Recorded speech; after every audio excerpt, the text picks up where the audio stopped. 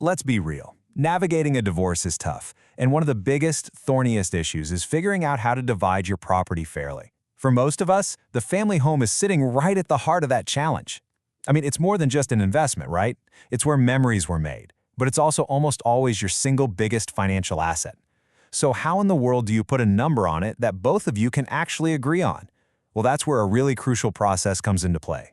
And this is the question. This is the one that can grind negotiations to a halt and create an unbelievable amount of stress. You might be looking at online estimates, the Zillows of the world, while your spouse is thinking about what the neighbor's place sold for last year. The stakes are just massive. Getting this number wrong can have huge financial consequences for years to come. And this is not a situation where you can afford to just guess. But the good news? There is a formal, clear process designed to answer this exact question with authority. And here it is, the divorce appraisal. Now, this isn't just some quick online estimate or a ballpark figure from a real estate agent. Nope. This is a professional, legally credible valuation of your property. Think of it as the official tool that gives you an objective, unbiased number that can be used in negotiations, in mediation, or even in court.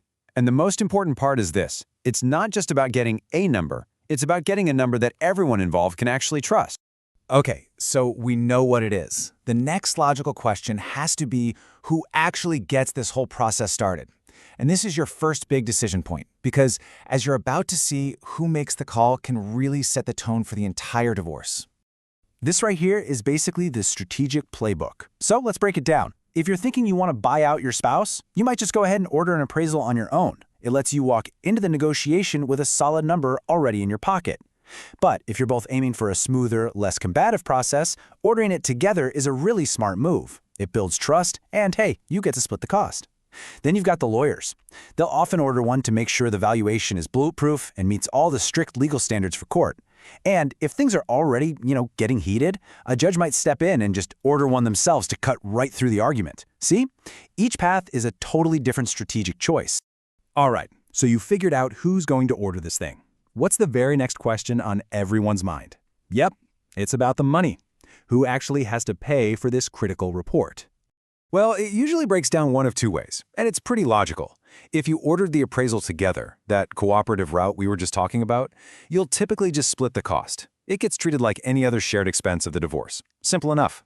But if you each decide to hire your own appraiser, which, let's be honest, often happens when you're expecting a fight, then you're each on the hook for your own expert's fee.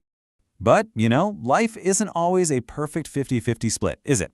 What happens if there's a really big income difference between you and your spouse? Well, the court totally recognizes this. A judge can actually step in and order the higher-earning spouse to cover some or even all of the appraisal costs. This is a really important backstop to make sure that fairness isn't just dictated by who has the deeper pockets. So, we've covered who orders it and who pays for it. But now for the big what if. The scenario that keeps people up at night.